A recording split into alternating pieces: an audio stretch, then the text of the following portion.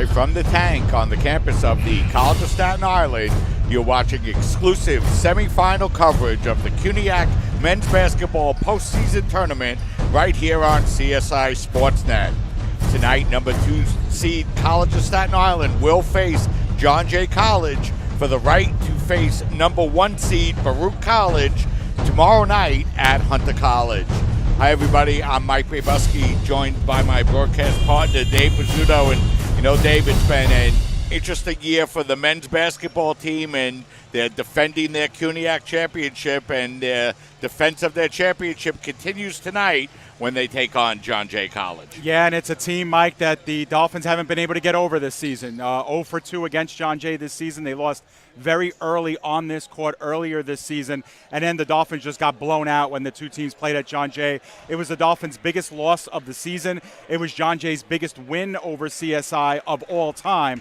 So the Dolphins have a little bit of a monkey on their back, Mike, and that monkey's name is John Jay College. They're going to look to exercise some demons tonight, trying to get to their 3rd straight championships. And for John Jay, they're just looking to keep this great CUNY run going. They only finished 9-7 during the regular season, Mike, in the CUNY Athletic Conference, but they scored a very gritty win over Lehman College in quarterfinal play at the Doghouse. Now they come into the tank and try to do the same against CSI. And, Dave, you mentioned that CSI dropping both games against John Jay earlier this year. And, it was an interesting couple of games, Dave, because the first game was, I believe, the first or second conference game of the season, and it was a very different CSI men's basketball team at that time. And then the second loss came after the Dolphins won a 10-game winning streak, and that loss to John Jay broke that winning streak. So it was two pretty interesting circumstances of the games so far this year. Yeah, and after that first loss to John Jay, Mike, the Dolphins ripped off that 10-game winning streak, and then it was ended against John Jay the second time that they played. But you're right, it was an interesting set of circumstances when the two teams first met. Stephen Flagg was not playing for the Dolphins. Joe Ziris was not playing for the Dolphins. In the second game, Stephen Flagg was a part of it, was a part of the Dolphins, but Joe Ziris was not. So Dolphins look a little bit differently from how they did during the regular season meetings, from both regular season meetings. And, Mike, the Dolphins, when they've gotten to the playoffs the last couple of years, they've got a little bit of their swagger in the playoffs, and they've played really well in this tournament, and they've played really well here in this building. The Dolphins are 9-2 overall, Mike, and really they have not lost a home game in a long time. In fact, it was that game against John Jay, the first game of the season, way back on December 4th, that the Dolphins lost on this court. So they play well at home. They play well in the tournament, and John Jay has to know that going in, playing a very, very solid CSI Dolphins team. You look at the CSI Dolphin team, Dave, on the year, and once again, Christian Taylor leading the team in scoring and really having another phenomenal all-around year for the Dolphins. Yeah, he really is, Mike. CUNY Player of the Year. And the bottom line is he's averaging a team best 19.7 points per game. And, Mike, over the last couple of weeks, he hasn't even been CSI's biggest threat. Adeola Latunji has led the Dolphins in scoring in 5 of the last 7 games. You see the numbers on Christian Taylor and what he's been able to do.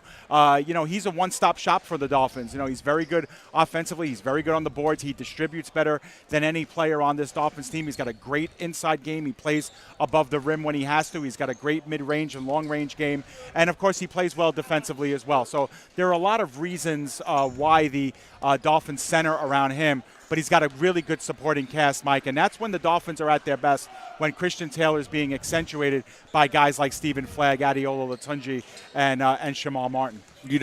Dave, one player that we haven't mentioned yet and who didn't play in either game against John Jay earlier this year is Joseph Ziris. And, Ziris has come in and in limited minutes has really made a big difference for the Dolphins, especially inside the paint. Yeah, absolutely. And he plays an abbreviated time on the court. Ziris is averaging 17 and a half minutes, but he's putting in a lot of good work. A little under 7 points per game, a little under 7 rebounds. And Mike, he doesn't really shoot the ball often. This season, in 6 games, 17 minutes per game, he's only taken 26 shots. So we're talking about, a very limited number, but he's hitting on 65% of those shots. So he's doing a fantastic job. And because John Jay hasn't seen him, Dolphins want to give a good, healthy dose of Ziris to this Bloodhounds team. Yeah, and another player who's played very well in his second year as a Dolphin has been Rigo Destime, Dave. And, Dolphins with a lot of first-year players that have really developed this year. Austin Mick, Andrew Cartalis,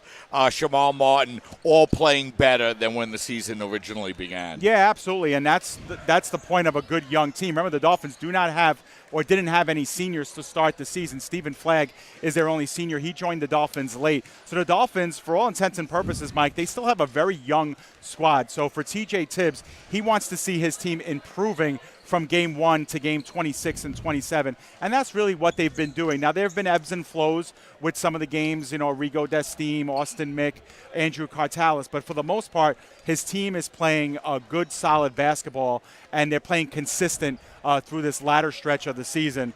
Dolphins are coming off a loss in their regular season finale, Mike. Other than that, though, they've played some really good basketball. Dave, let's take a little bit of a look now at this John Jay team while we have just a minute. They're coming in 16-10 overall, like you mentioned, 9-7 in the conference. Coming into the tournament, Dave, having lost 2 out of their last 3 conference games, but bouncing back with that big win against Lehman College, like you mentioned, in the quarterfinal round of the tournament. Yeah, and for John Jay, Mike, is if you don't pay attention, they can come up and bite you. And that's what they do. I mean, they have good interior post players who can pull up and shoot the 3. They've got some perimeter players who can fly into the paint and play above the rim.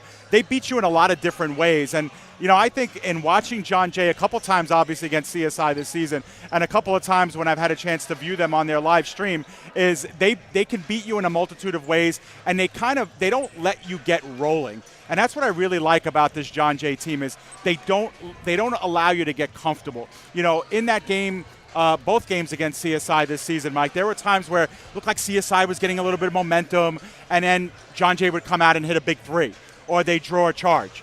So they're a very dangerous team, and that's why they've made it to the semifinal round of this tournament, like you see on your screen. Yeah, and while we have a second, let's take a look at the action as you see the quarterfinal round score up there earlier, and you saw the win by John Jay over Lehman College, and then Brooklyn College was able to advance before they dropped a tough game to Baruch 73-59. And interesting, Dave, with the snowstorm yesterday, Baruch has actually played already and have already advanced into the final round. Yeah, and that was kind of a really strange development, Mike, because it looked like all the CUNY schools were going to cancel their games or there was going to be shut down. And then kind of inexplicably, CSI kind of shut down campus. It does happen, obviously. It's always dangerous coming out here. So Baruch gets a day's rest, a free day's rest. Having played yesterday, they get to sit back, enjoy this one, watching it on the live stream or in attendance.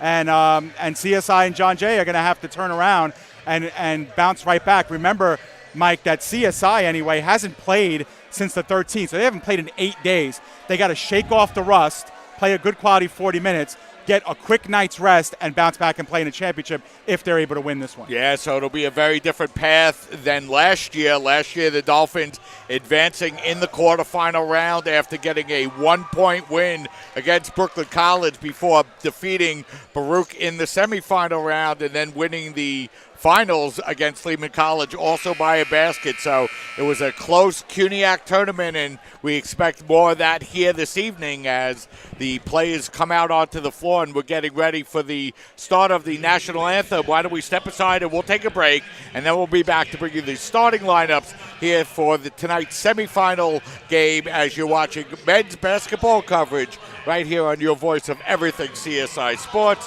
CSI Sportsnet, CSIDolphins.com.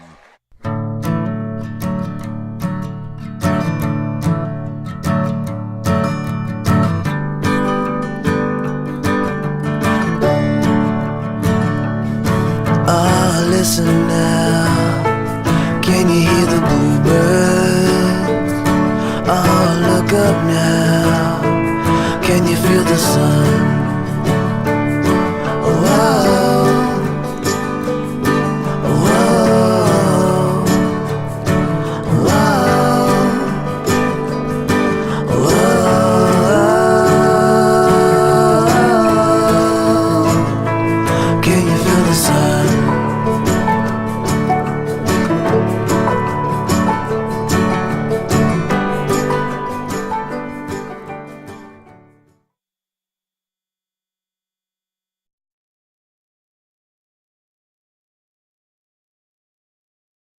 You make me wear my bike helmet.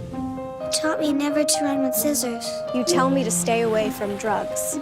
To always buckle my seatbelt. And to follow the swimming rules.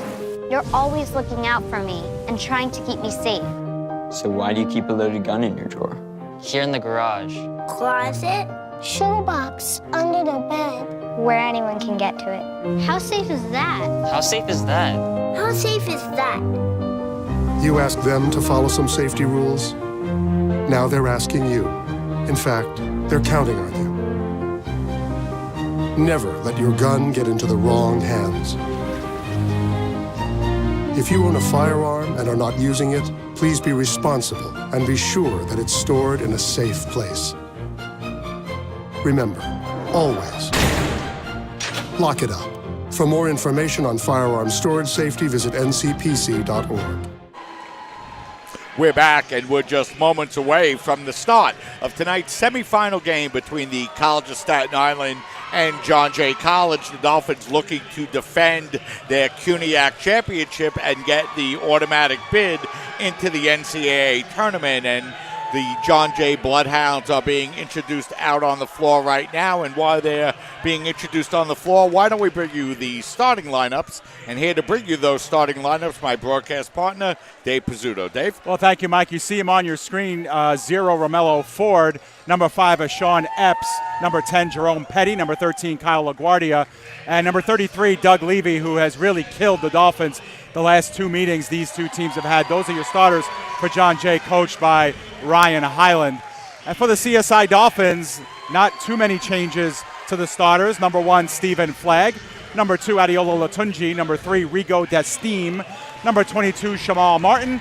And number 23, the CUNY Player of the Year, Christian Taylor. Very familiar starting 5, Mike, for the CSI Dolphins. Yeah, it is, Dave. And, you know, as you mentioned, the Dolphins coming in with a record of 16-9 at home, including 9-2 at home. And, you know, as we mentioned in the pregame show, Dave, Dolphins not losing at home since December 4th against the same John Jay Bloodhound team. Exactly. Nine wins on this court this season, 7-1 in the conference, Mike. But the only team to do it, the only team to beat the Dolphins here on this court are the John Jay College Bloodhounds. There are plenty of storylines coming in that will bring you throughout the night. This is the first meeting, Mike, in the postseason between these two teams since they met in the CUNY Championship back in 2013.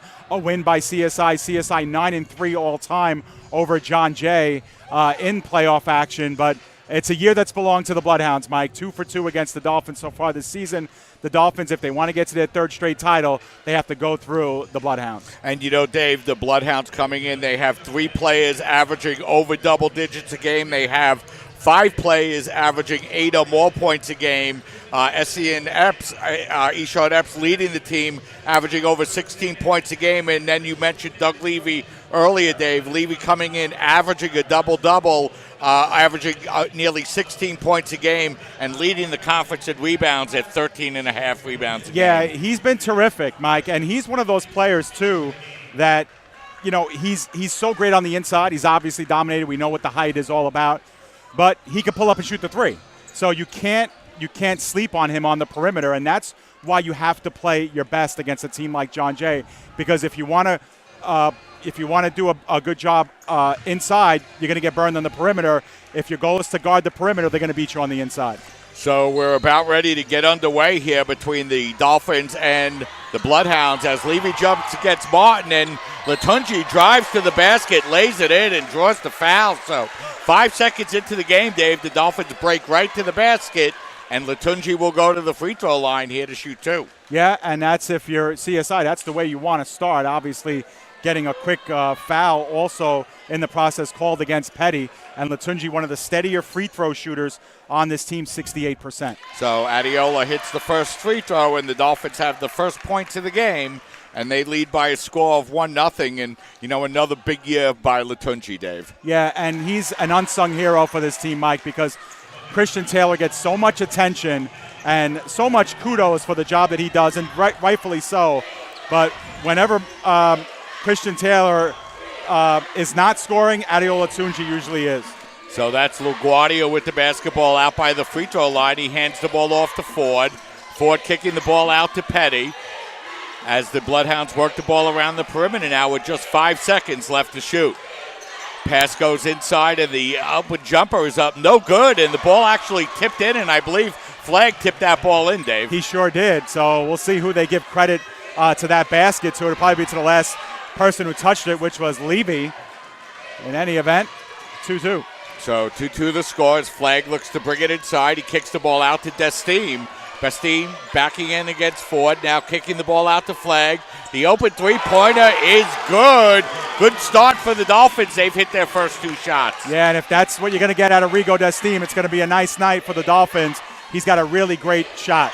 5-2, Dolphins with the early lead. As that's LaGuardia with the basketball. He's going to lob it in now to Levy. Levy working against Martin. He's able to spin inside. That shot's no good, and Latunji comes away with the rebound. Inexplicable couple of misses there for Levy. He got inside position very nicely, just couldn't finish. So Taylor will bring the ball across the midcourt line, hounded there by Epps. Now working the ball over. Another three-pointer is good. So Destine hits his first 2 3-pointers, and the Dolphins lead by a score of 8-2. That's a nice start for Rigo, and that's a big confidence builder. The best defender on this Dolphins team hitting the first couple threes. So good start for the Dolphins from the 3-point line in that big blowout loss. Dolphins just shot 4 of 24 for the game, but a nice play by the Bloodhounds once again to get the ball inside. Yeah, nice job again by Levy on the offensive glass, following up the miss by Ford. He's right there to clean things up. So the Bloodhounds with a couple of baskets off misses early in the game as Taylor drives to the basket. That shot is up no good, and Petty is there to grab the rebound for the Bloodhounds. I think John Jay might have gotten away with a foul there, Mike. It didn't look like that shot was blocked at all. That was some hard contact there with the elbow and forearm of Christian Taylor. So Ford with the basketball now as he'll get the ball over to Epps, and the Bloodhounds will look to set up offensively. Once again, down to 5 on the shot clock. Levy kicking the ball out. Nice move to get inside, and the jumper is up and in. That was a nice move that time by Romello Ford. Yeah, and that's the second time that the Dolphins have gotten beat on a double move getting to the interior. So the Dolphins turn the ball over for the first time here this afternoon, and the Bloodhounds with an opportunity to tie or take the lead.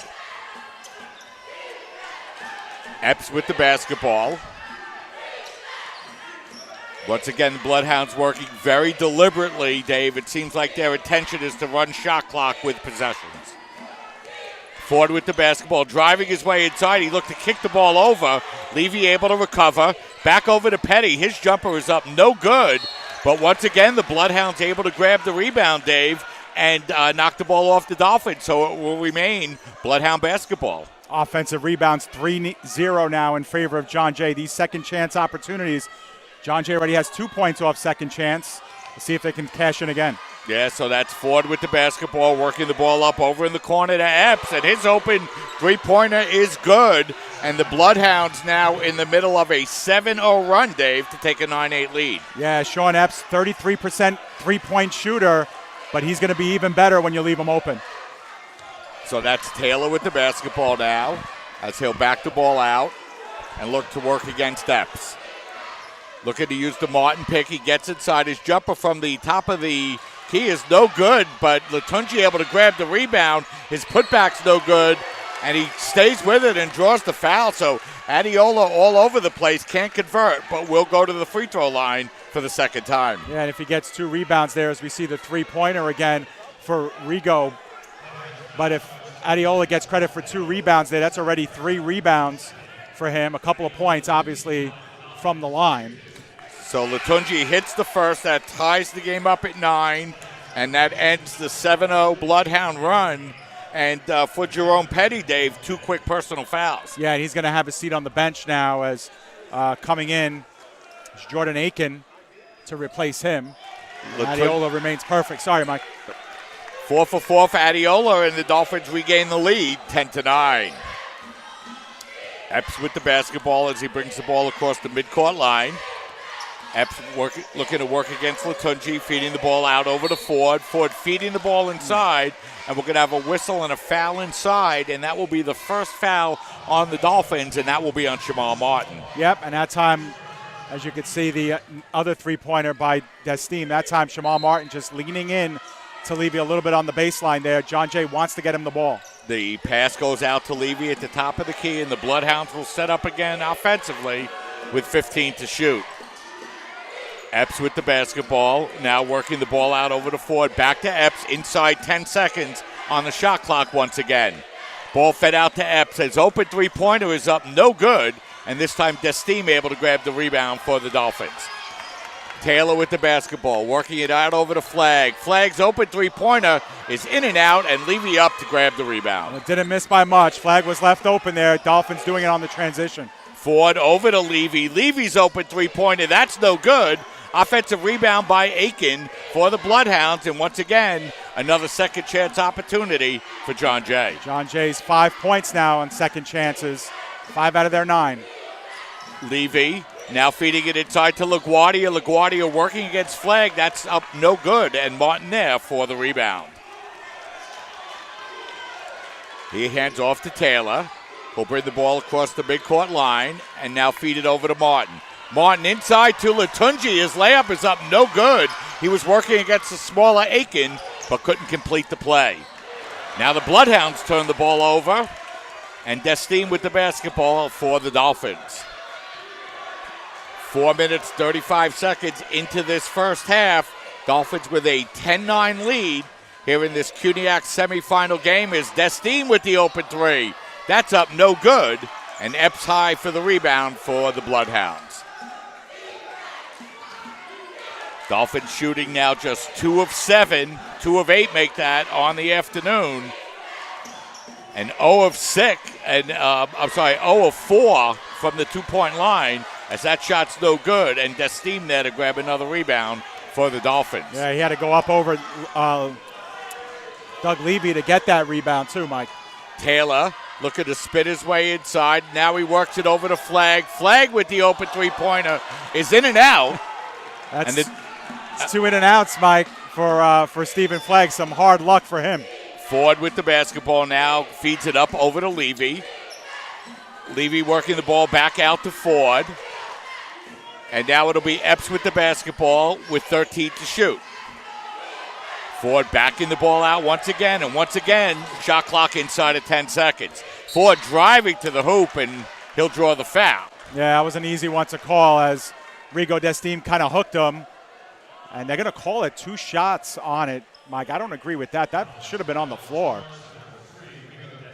Yeah, in any event, Romello Ford will go to the free throw line. These will be the first free throws by John Jay this evening. Ford, a 72% free throw shooter coming into the game tonight, but he misses the first. I didn't want to say how good a free throw shooter he is, Mike, because usually, well, yeah, I do have the jinx sometimes, but you gave him the jinx this time. So Dolphins coming out a little bit slow, shooting from the floor, Dave, but have hit their first 4 free throws. Yeah, the Dolphins have taken more three-pointers than they have two-pointers, and maybe that's the difference too, Mike. The Dolphins have been guilty of falling in love with the three oftentimes. Got to look to pound it inside a little bit too. So the Bloodhounds show a little bit of a press to keep the ball out of Taylor's hands, and now he comes up and picks it up across the midcourt line. Martin at the top of the key puts the ball on the floor, feeds it out over to Desteem, and his three-pointer is good. Yeah, Rigo Desteem now 3 of 4 from the field. Everybody else 0 of 6. Yeah, he's hit 3 of 4. And like Dave mentioned, of his three-point attempts, he has 9 of the 13 Dolphin points, and they have a 3-point lead, 13-10. Gase feeding the ball out over to Epps. Epps driving down the lane, and he'll draw the foul. It's going to be on Flagg, it looks like, who might have gotten to him late. No, actually, that'll be on Desteem. So that's now his second personal, Mike. So now Petty and Desteem both with 2 personals, and that foul really hurts the Dolphins, Dave. Like you mentioned before, he's the only Dolphin on the in the game so far tonight that's hit a shot from the field. Yeah, only one with a basket so far. He's got all 3 of them for the Dolphins, who are 3 of 10 from the floor, as Epps misses another free throw. And the Dolphins are going to make some wholesale substitutions here, Mike. Kopech, Ziris, and Cartalis all come in. Flagg, Desteem, and Shamal Martin out. And Epps was a 68% free throw shooter, Dave, coming into the game. And he misses the first and misses the second. So now John Jay, Dave, just 1 of 4 from the free throw line. Yeah, he misses both of them short. Unconventional. Taylor streaking down the middle of the floor, but can't hit the layup. Putback is up by Latunji. It's no good, but Adiola's going to go to the free throw line once again. Yeah, he's perfect from the line, but more importantly, Mike, he's got 4 of the Dolphins' 7 rebounds so far. You can see the difference in free throws. And, Mike, how many times have we hooked up in the playoffs and said, when it comes to postseason basketball, 2 things, free throw shooting and turnovers are usually the keys to the game. Dolphins winning that battle right now. Absolutely. As Latunji hits the first, he's now 5 of 5 from the line, and the Dolphins open their lead back up to 4 points as John Jay continues to substitute players as well, Dave. Well, they recognize that Jamal Martin is on the bench, so immediately they put Doug Levy in, and there's no one even close on the floor for the Dolphins who can match his size. As Latunji's second free throw is up, no good, and Ford there to grab the rebound. So Dolphins missed their first free throw of the night, and they have a 4-point lead as the Bloodhounds bring the ball across the midcourt line. Dolphins are working the zone defense now, Mike. The feed inside to LaGuardia. LaGuardia went up, but Ziris was there to knock that ball away. Yeah, and we'll see how this zone works. The Dolphins do not like to run a zone. They don't run it often. But obviously with the matchups being what they are, they're going to look to play zone. We'll see if John Jay can do something against it. LaGuardia feeds the ball out to Ford. Once again inside at 10 seconds to shoot for the Bloodhounds. That shot is up, no good. And Cartalis is there to grab the rebound for the Dolphins. Yeah, Dolphins have run a lot of transition, and now lately, Mike, they've been slowing it down, looking to work their half-court offense more. Taylor, Cartalis working the ball over to Kopak, and we're going to have a whistle. Not sure, maybe he stepped on the end line, I think Dave. he did, yeah. He was out there. We don't get a good look at it. You can see your look on the screen there with the fans kind of in the way, the heads, but his back heels were there. So it'll be a turnover for the Dolphins as they turn the ball over for just the second time, I believe, this afternoon, as that shot by LaGuardia is up and in. So LaGuardia gets the basket there for the Bloodhounds to make it a 2-point game. Taylor still looking for his first point of the night for the Dolphins. And a beautiful feed inside to Latunji, who lays it up and in.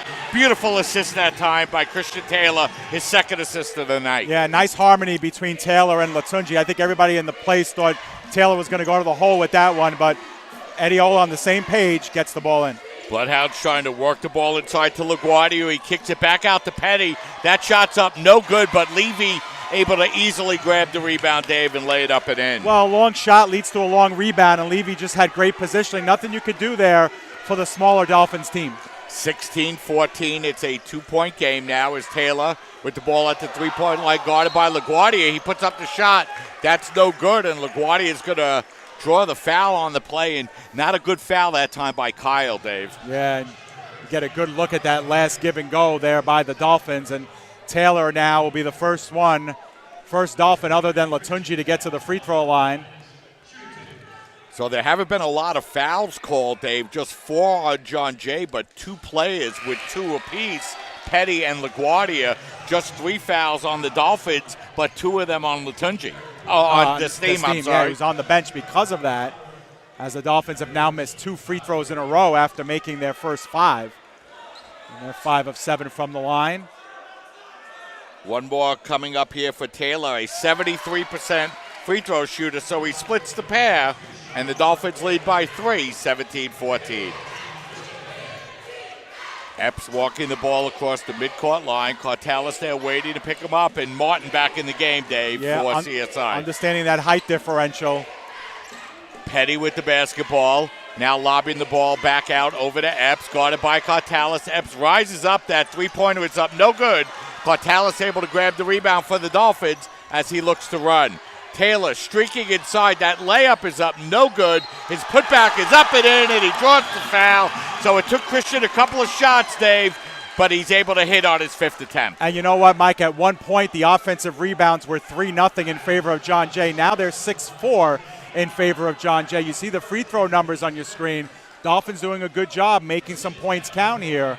but the Dolphins doing a better job on the offensive glass, and now they're getting some second chance points. We're exactly at the midway point in the game. The Dolphins miss another free throw.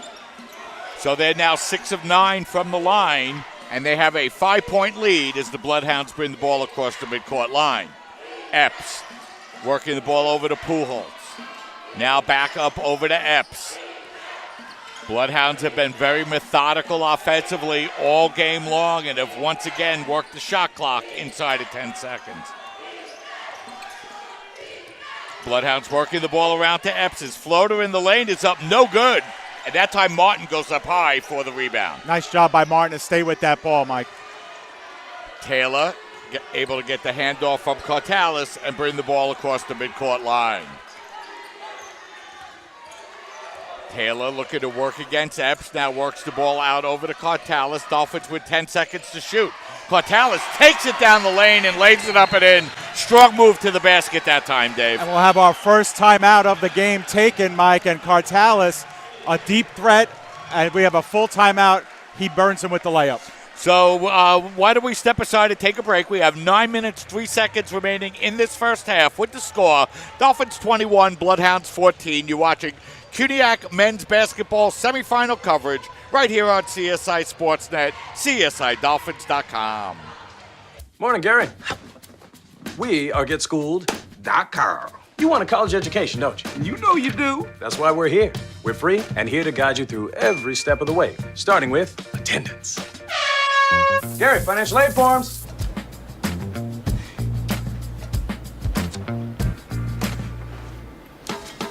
Picking a college, man. You and us. We go together like tacos and Tuesday. And I love tacos. Go to GetSchooled.com. We're back here with 9 minutes and 3 seconds remaining here in the first half. The Dolphins with their biggest lead of the game. They lead by 7, 21-14. And Dave, both teams playing for the right to face Baruch College in the finals tomorrow. Baruch able to advance off of their big win last night. Yeah, you know what? Baruch had a tough game, Mike. They played a Brooklyn College team. You see it on your screen that beat them during the regular season. One of only 2 losses for Baruch this year, but Baruch took care of business. They got up to a big first half lead. They weathered a little bit of a comeback by Brooklyn in the second half, but a 14-point win gets Baruch into the finals, and they'll play the winner of this game. Obviously, whoever they play, Mike, they'll have their hands full. Both of these teams very talented as well. It should be a great final at Hunter College tomorrow night, 8:30 p.m. Of course, you can get your tickets on CUNYathletics.com. Yeah, and you know, Dave, of course, Baruch going in with a lot of momentum, having beaten the Dolphins to clinch the regular season championship, the last game of the regular season. Yeah, and both of those teams split a pair of games during the regular season, each winning on their home floor. So big possession here for the Bloodhounds off the timeout, and the Dolphins able to come away with the turnover, only the second turnover of the game for the Bloodhounds here tonight. Taylor with the basketball, working the ball out over to Ziris. Ziris, a bounce pass over into the baseline. That shot is no good, but Ziris able to grab the rebound. That putback is up no good, and Dave, the Dolphins have missed a lot of inside shots here in this first half. Yeah, and a little bit off-balance shots too, but that's a golden opportunity gone for the Dolphins off the John Jay turnover, unable to cash in on 3 separate occasions. Epps with the basketball, now feeding the board out over to Ford. Now back to Epps. He rises up. That three-pointer is up, no good. And the Bloodhounds now just 1 of 7, Dave, from the three-point line. And the Bloodhounds haven't scored now in 2.5 minutes. Taylor with the basketball, feeding the ball out over to Cortalis. His jumper from the free throw line is up, no good, but another big rebound, Dave, by Ziris. And this is the kind of inside presence that he's really helped with. That shot blocked beautifully that time by Levy, and here come the Bloodhounds looking to run. Ford kicking the ball. Yeah, they almost doubled Levy there, too. Ford with the basketball as once again the Bloodhounds look to set up a nice bounce pass inside that time, but the shot by Gauss is blocked away beautifully, and the Dolphins come away with the basketball. Yeah, almost turned it over, though, Mike, as not 1, not 2, but 3 Dolphins there converging on the rebound. So 21-14, the Dolphins hold on to their 7-point lead, as that's Taylor now. Taylor feeding the ball up over to Ziris. His shot is up, no good. And the rebound grab by Petty, and here come the Bloodhounds looking to run once again. Ford, nice crossover move, but can't complete the shot. But the putback is up and in. And Dave, that was Otis Gaze who put that up and in. Bloodhounds really getting a lot of second chance points here so far tonight. Took the words out of my mouth. The Bloodhounds have 16 points in the game. 9 of them have been second chance points. So that's Taylor with the basketball now as the Dolphins have a 5-point lead. He lobs it over to Cartalis. Cartalis feeding the ball inside to Martin, and his floating hook shot is good. Yeah, Jamal Martin, another one of those Dolphins who doesn't take a lot of shots, Mike, but is very, very high percentage when he does. First basket of the game for Martin as the Dolphins open their lead back up to 7 points. Ford with the basketball.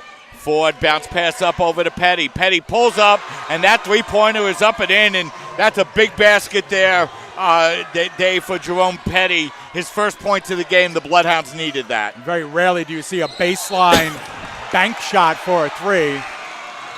And that's going to be an offensive foul call, Dave, and hopefully we'll have an opportunity to get another look at that, as that's going to be a big foul because that's going to be on Jamal Martin, and he's now going to pick up his second personal foul. Yeah, kind of a standard first move for a big guy underneath. Let's see if there was enough contact here.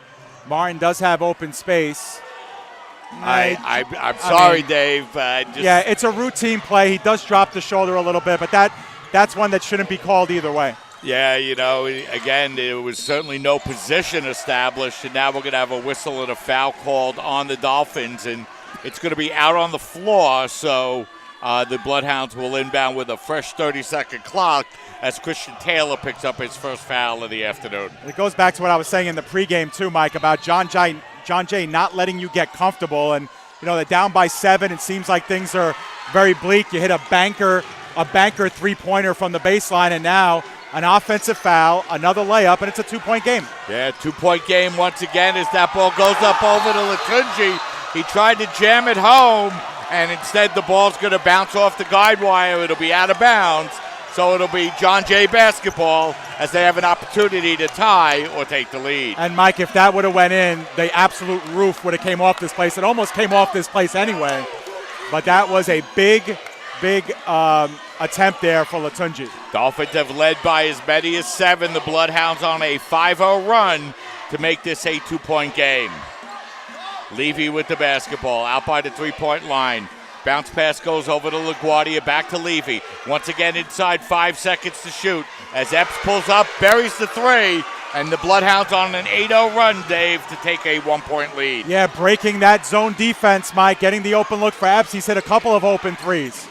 So it'll be Dolphin basketball now, down by 1, with 4:50 remaining here in the first half. Taylor driving the ball inside. Taylor's spin around jumper is no good, and he gets called for the travel, and Taylor's had a tough first half so far, Dave. Yeah, as we have a 30-second timeout. Mike, I believe that may have been called by John Jay. Let's look at that last attempt. Levy might have even gotten a piece of that, Mike. Yeah, so... it's interesting, Mike. I'd like to see that again if Nick could get it up for us again, because if Levy gets a piece of this, that could have been CSI's ball because it was deemed to go out of play. Levy actually touched it, but it still remained on Latunji's hand. So good call. But Levy, give him credit. He got to that and got a good little block on that play. Yeah, and, the Dolphins led 23-16, Dave, just moments ago. And then, that big swing play on that offensive foul by Jamal Martin. Right. And, the Bloodhounds able to bury a couple of three-pointers and get a basket in between. And, all of a sudden, Dave, a 23-16 lead becomes a 24-23 lead. And you got to give the Bloodhounds credit, Dave. They came in with a plan, and that plan is to slow the game down and run their offense very methodically, and they have a 1-point lead with 4:45 remaining in the first half. Yeah, and the Dolphins have missed a lot of shots on the interior, Mike. They're only shooting 31% here in this first half, and yet they're only down by 1, and they had a 7-point lead moments ago. So they've got to get themselves situated on the interior. So let's see what the Bloodhounds could do now as it's Petty with the basketball. Bounce pass goes out over to Ford. They work the ball in the corner to Epps. That shot is up, no good, but Levy able to tip the rebound to LaGuardia. And once again, the Bloodhounds come away with the possession of the basketball, Dave, as they're able to grab another offensive rebound. Yeah, it's offensive rebound number 8. That ball goes out over to Epps. Epps now working it back to Ford. Back up over to Epps. Cross-court pass out over to Ford. His open three-pointer is good. And, you know, Dave, the Dolphins are getting really hurt by these offensive rebounds. And that's the difference. Second chance points now, 12 of them for John Jay of their 27. Bloodhounds now have their biggest lead of the game. It's 4 points as that shot is up and no good. And John Jay comes away with the basketball. Dolphins shooting woes continue now. 7 of 23 from the floor. 11-0 run now for the Bloodhounds as they take a 4-point lead. Levy out at the top of the key. Levy looking to drive inside against Martin. That shot is blocked away beautifully by Martin, and then Levy will pick up the foul on the offensive end. So a good defensive play that time by the Dolphins. Yeah, Shamal Martin establishing some position. There's the big 3 by Ford. And Dolphins get themselves a little bit of a break in the action as they're able to get Stephen Flagg and Joe Ziris back. And I was wondering where Flagg was, Mike. He's been absent for a real long time, but now works his way back in the game. He's had a very, very quiet first half. Yeah, so the Dolphins now find themselves down by 4 as Mick brings the ball across the midcourt line now for the Dolphins. Ball knocked away, and it'll remain Dolphin basketball, but Bloodhounds have come out and played effectively defensively, and Dolphins have missed a couple of opportunities as well, Dave. And they are absolutely harassing Christian Taylor because they are just not giving him space to move. He's only 1 of 5 from the floor. So Taylor now bringing the ball across the midcourt line. Dolphins with 15 to shoot. Hands the ball off to Flagg. Back up over to Mick. His open three-pointer is good. They need that. If you're going to leave Austin Mick open, he's got to make them pay. And that time he did. Nice job and a nice answer by Austin Mick. That breaks that 11-0 John Jay run. And the Dolphins back to within 1, 27-26. Petty with the basketball. Now LaGuardia. LaGuardia kicking the ball out to Ford. Guarded. Now they work the ball back up over to Petty. His three-pointer is up, no good. And Latunji there to grab the rebound for the Dolphins. Petty's taken 2 awful-looking threes. One of them actually went in. That one was nowhere close. Taylor with the basketball. Now back to Mick. He puts up another three-pointer and buries it. 2 back-to-back three-pointers by Austin Mick. Dolphins on a 6-0 run of their own. He's got their attention now. Petty, nice move inside. His open baseline jumper is good. Yeah, it's a fitting response by Petty there after a really bad miss. Comes out, gets a big one. Taylor, beautiful feed inside that time to Latunji, who lays it up and in. And everybody thought he was going to put it up, but he picks up a big assist. And the Dolphins lead by 2 once again. Wow, back and forth, Mike. What a game. What a first half. 31-29. LaGuardia trying to work his way inside, and he's able to lay it up and in. Nice double move against Stephen Flagg defensively. LaGuardia was a big force in John Jay's win at home over CSI. Buries that one. 31-31 the score now is Taylor with the basketball. Taylor pulls up. He takes that open three-pointer and buries it. Christian Taylor was his first three-pointer of the afternoon. His first basket in a long time, Mike. He's 2 for 6 from the field. 34-31 now. The Dolphins find themselves with a 3-point lead as their ball comes back out over to Ford now. Ford looking to work against Latunji, and he gets a tough fadeaway jumper. That's a beautiful jumper there by Ford. Long distance, backpedaling all the way. Nice job. Both teams picking up offensively in their last few possessions. 1 minute remaining here in the first half. Taylor, beautiful feed inside that time to Ziris, who lays it up and in. And all of a sudden, Dave, both teams starting to come out and play better offensively. And the Dolphins are being a lot more patient, Mike. They're not forcing things. They're finding the open look. There's an open tray for Austin Mick. Great job there. You get a look at the great fans here that have collected, and here right back. Beautiful look inside by Taylor. So Dolphins being a little bit more deliberate, Mike, a little bit more focused in their passing. It's leading to some points. Both teams playing very clean with the ball in their hands as well. Yeah, both teams really picking up the shooting. And, you know, Dave, the Dolphins with those 2 back-to-back makes by Austin Mick now 6 of 10 from the three-point line. That's 60%. Yeah, and they're actually shooting better, Mike, from 3-point range than they are from 2-point range. The Dolphins are 6 of 18, 33% from everything inside of the arc. They're an even 50% from everything outside of the arc, and they've picked it up rather recently as well. So just over 53 seconds remaining here in this first half as the Bloodhounds bring the ball across the midcourt line, and now it's Ford feeding the ball out over to Levy. Levy back up over to Ford. His long three-pointer is up, no good. Not sure about that shot selection, Dave. No, and really rushed with still plenty of shot clock left. So Taylor now with the basketball, about a 10-second differential on the shot clock and the game clock. Taylor working against Epps. Will back the ball out now as the Dolphins with 10 seconds to shoot. Taylor working the ball inside. His jumper is up, no good, and Levy able to go up for the rebound, and Bloodhounds could take the last shot here, Dave, if they want. Final shot, and wouldn't it be fitting, Mike, if they put up a three and tie this one here? That's the way this first half has gone. It's been pretty even. So Epps with the basketball. Epps looking to drive the ball inside, and his layup is up and in, and he was able to get it inside very easily, Dave, for the last basket of the first half. Yeah, just kind of skated in, Mike, against the defense. We're going to be joined by TJ Tibbs in just a moment. Yeah, Dave, so an exciting back and forth first half, Dave. It was close all the way, and, teams going into halftime, the Dolphins with a 1-point lead is head coach TJ Tibbs nice enough to come over and join us at halftime.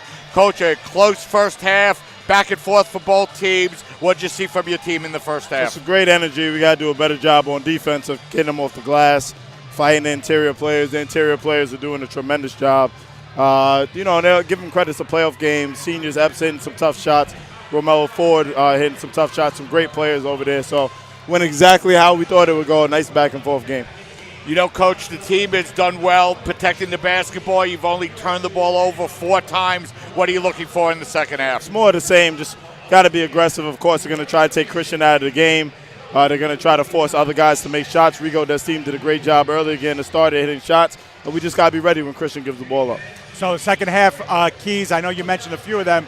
Obviously a little bit of foul trouble on Rigo, hit the early threes. Tell me what this team has to do to lock this one up. We got to rebound. We just got to defend a little bit better. We got to get the hands up. Our energy, it's there, but it's not where it needs to be to play in this type of game. All right, Coach, good luck second half. Thank you. Got it. Yeah, that's head coach TJ Tibbs, nice enough to come over and join us. And, the thing that you got to like about TJ Tibbs, Dave, is at every halftime, regardless of the score or where they are in the game, TJ always nice enough to come over and join us at halftime. Yeah, class act all the way. TJ understands the ramifications of this game. And, for a helter-skelter half, for a half that was all over the place, Mike, he's very, very even-keeled. He's going to go into the locker room even-keeled. Let's see what the Dolphins and the Bloodhounds give us in the second half. Should be a wild finish. Should be a great second half. So it's been a great first half. We're looking forward to a big second half here at the Tank at the College of Staten Island as we're at halftime in the CUNYAC Semifinal men's basketball tournament. College of Staten Island leading by a score of 36-35. We'll step aside, take a break, and then we'll be back to bring you halftime statistics and get you ready for the start of the second half as you're watching the CUNYAC basketball tournament right here on your voice of everything CSI Sports, CSI Sportsnet, CSIDolphins.com. Here she comes. I, Krista, take you, Jamie, to be my wife. The ceremony was a blast. It was just like this surreal moment of my dreams are coming true.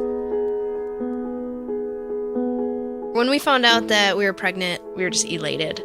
We were just sitting there waiting for the pediatrician. She said, "Oh, I apologize. She won't be taking you in as a client."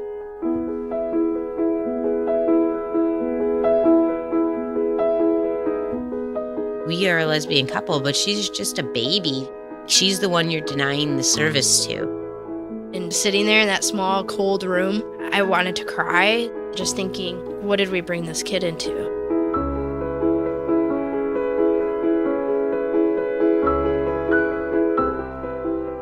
We're simply asking to treat our family the same way that you would treat any family.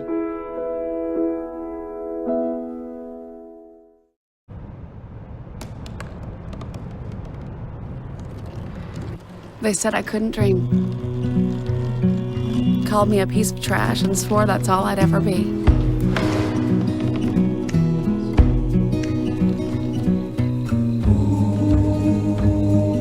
said a bottle couldn't see the ocean.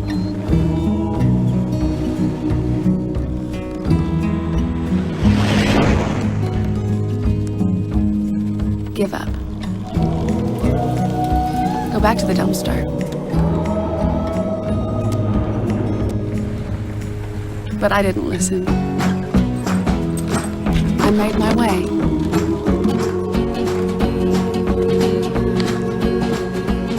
And now, I am what I've always wanted to be.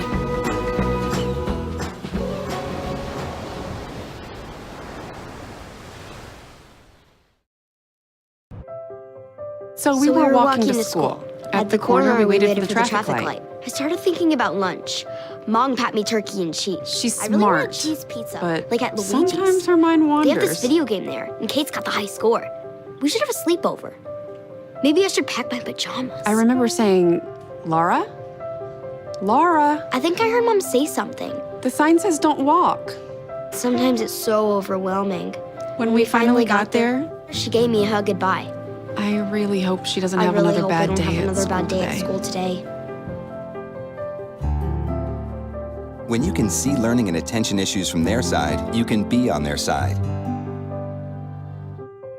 That's why there's Understood.org, a free online resource for the parents of the 1 in 5 kids with learning and attention issues.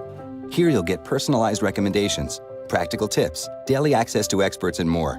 Go from misunderstanding to Understood.org. Be right back. Hi!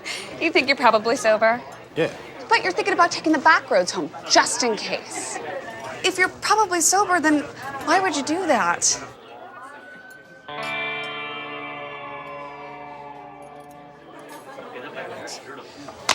Good choice.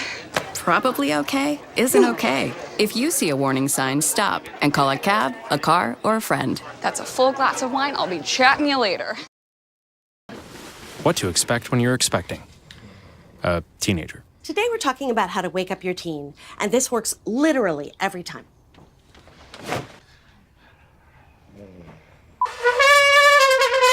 Good kisses. Good kisses. You heard how loud I heard. It wasn't you. Yeah. It was the... Is that bacon? You don't have to know it all to be a perfect parent. Thousands of teens in foster care will love you just the same.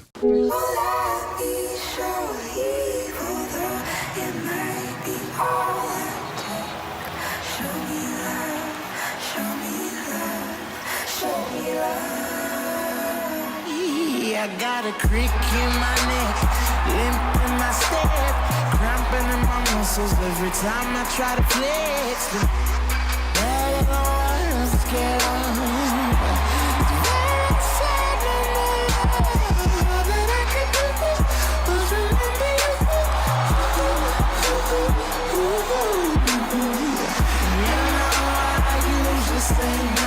but if you throw me love, I'll throw you some more.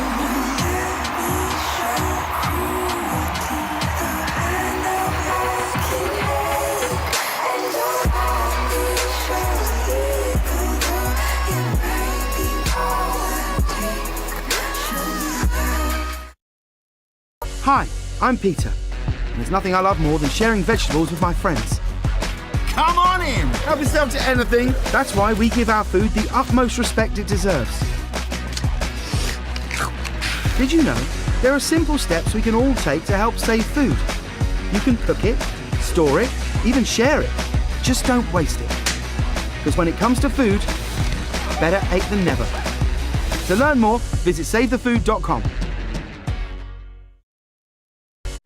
I remember, Dad, you and Mom got this car with a hatchback. I said, you know, I'd be happy to give you the money to get a really great car. And he said, well, no, this works for me. I says, why? Because it's the right height to put the meals in. Dad, tell me when you first got an inkling about Meals on Wheels. There was kind of an abandoned house. That's where we got started with Meals on Wheels. We kind of filled a need for people as they got older. It's the human interaction that probably fed them much more than the food. Oh, yeah. When you can see somebody else benefiting by your life in some way, you can't help but feel good about it, I think. Well, the reason I'm involved, Dad, is because you are, and you're so inspiring. How you've impacted people is enormous. Drop off a warm meal and get more than you expect. Volunteer at americaletsdolunch.org. America, let's do lunch. Dad is an adventure full of special moments. A cruise? Surprise! Unexpected moments. I got this. And even awkward moments. Okay, Dad, thank you. But every moment you spend with your kids, even the smallest moments, can make the biggest impact on your child's life. So take a moment to be a dad today.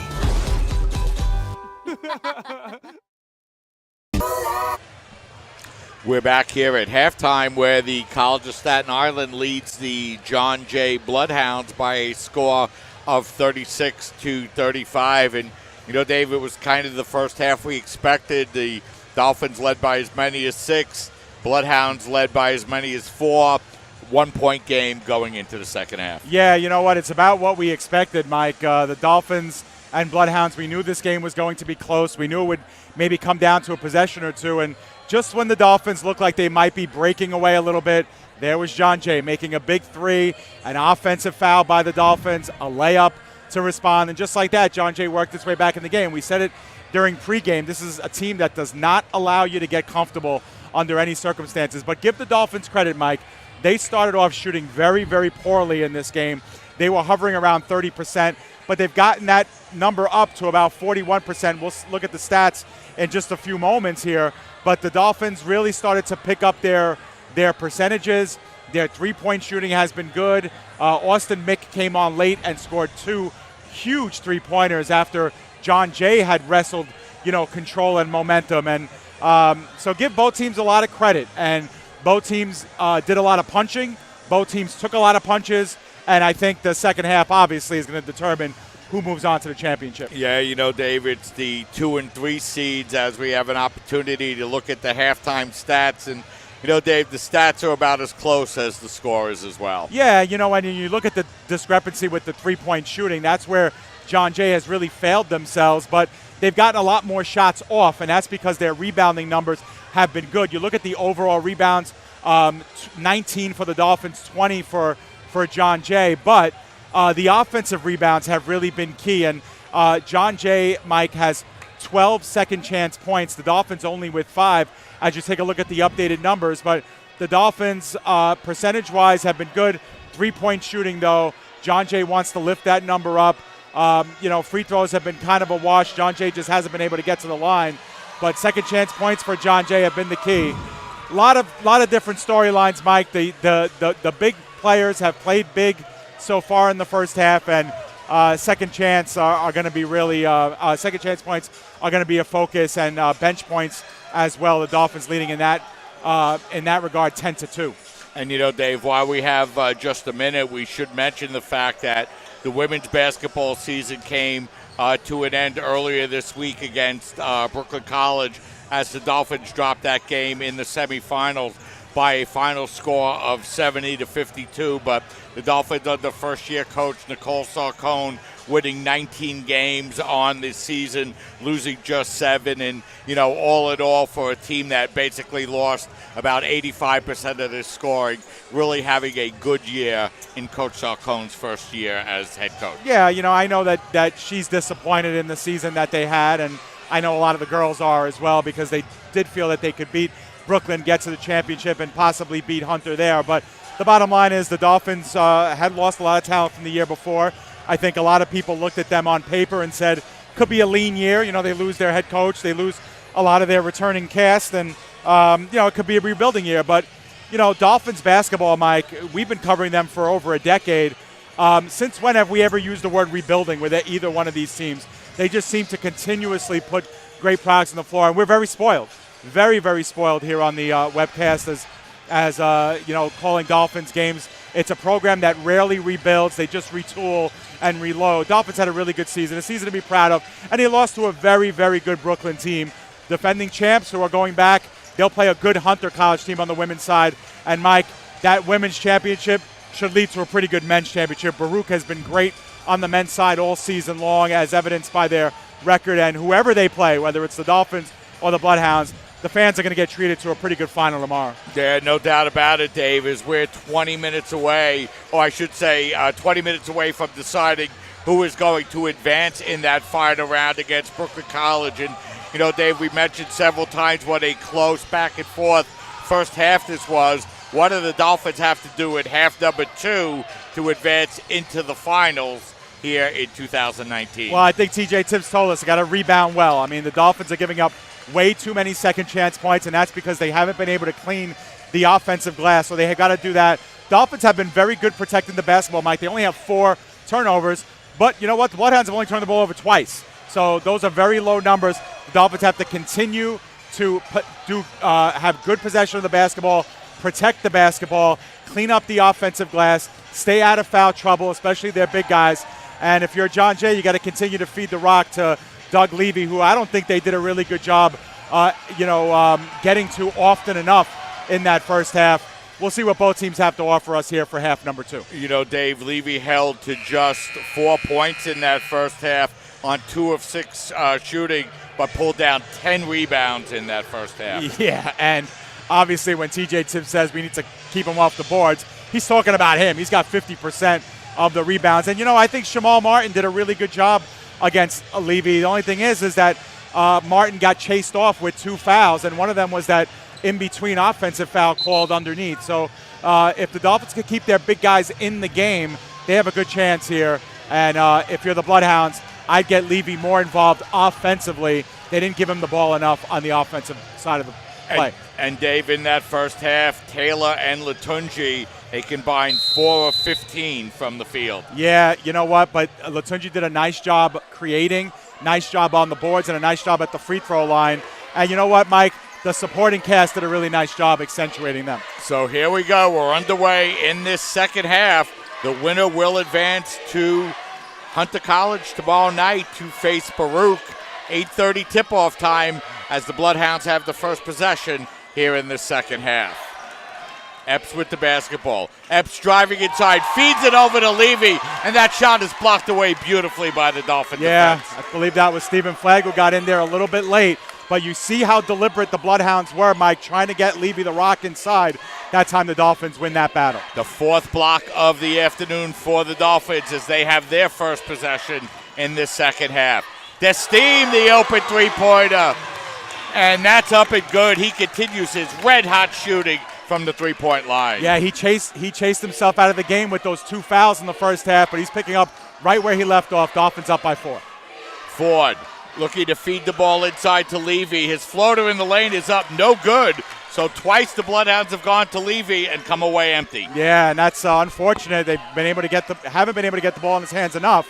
They do those first 2 times. Taylor with the basketball. Now gets the ball out over to Flagg. Flagg kicking it over to Desteem. Over to Latunji. His baseline jumper is way off. And Ford there to grab the rebound for the Bloodhounds. Ford looking to take it coast to coast. That shot's up, no good. Taylor goes up for the rebound. And the whistle is going to be the Dolphins are going to be out of bounds. And it'll be Bloodhound basketball.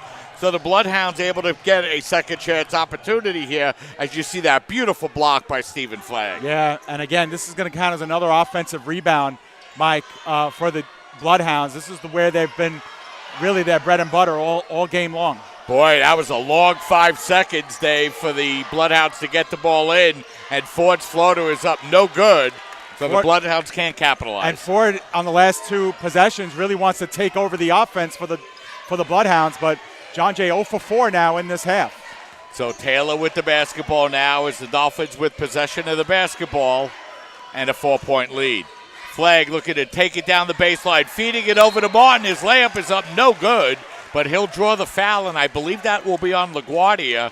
And if it is, that will be his third. It will not be, as that foul is going to be on Levy, and that'll be his second, Dave. Yeah, Shamal Martin just does not shoot the ball enough. He's only taken 80 shots this season in 400 minutes of action.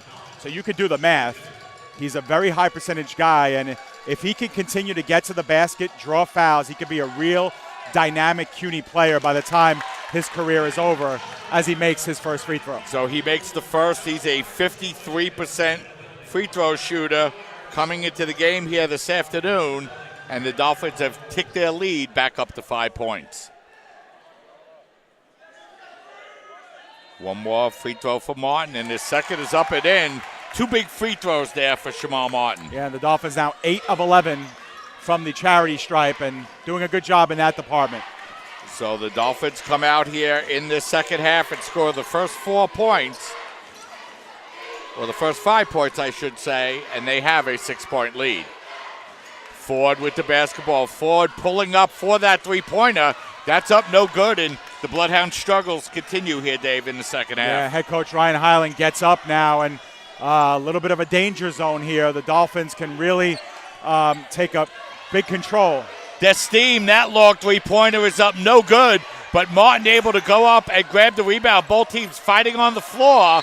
It'll be a jump ball, and the possession arrow will go to the Dolphins. It's a tough break for the Dolphins, though, because they had pretty good possession there. They're going to have to give up a held ball opportunity here, and Dolphins will get it back here with 26 on the shot clock.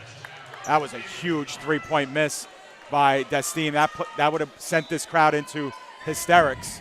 So we played 2 minutes and 44 seconds here in this second half. The Dolphins, the only team to score, as they've scored all 5 points, and they have a 6-point lead. Yeah, the Dolphins have only taken two field goals in this half. As that was a dangerous pass, but the team able to go back and retrieve for the Dolphins, and he'll hand the ball off to Christian Taylor.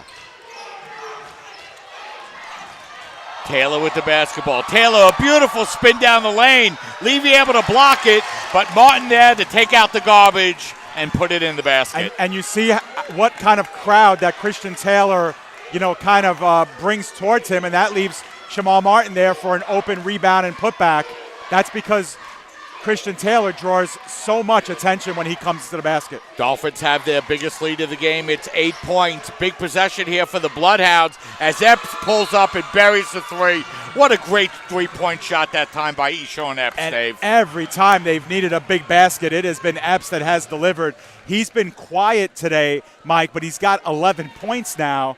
And that's a quiet 11 points, but each one of those 11 points, Mike, have just been big shots at big opportune moments. Yeah, and you mentioned, Dave, the Dolphins had opened up an 8-point lead, and Epps was calm and confident burying that three-pointer, Dave. Yeah, and it seems like every time John Jay gets themselves on the ropes, it's the same old with this team.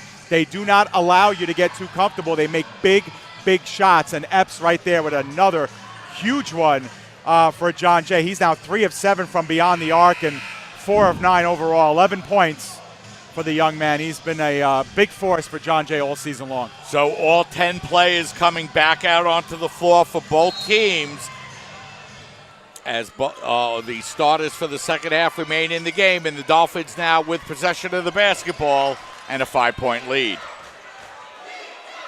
Taylor out by the midcourt line, looking to run down a little bit of shot clock. Using the Martin screen, kicking the ball off now to Latunji. His shot is up, no good, in and out. And the Bloodhounds there for the rebound. Here we go. Bloodhounds can get themselves right back in here with a good possession. Ford with the basketball now. As Desteem waits to pick him up at the three-point line. Now it's LaGuardia. Levy out by the three-point line. He pulls up. That three-pointer goes in and out.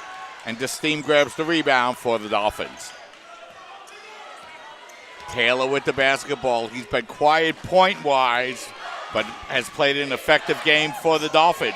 Taylor looking to work inside of 4 Bloodhounds and then feeds it to Latunji, who lays it up and in. And Latunji wanted the foul as well. Looked like LaGuardia might have gotten in there a little bit late.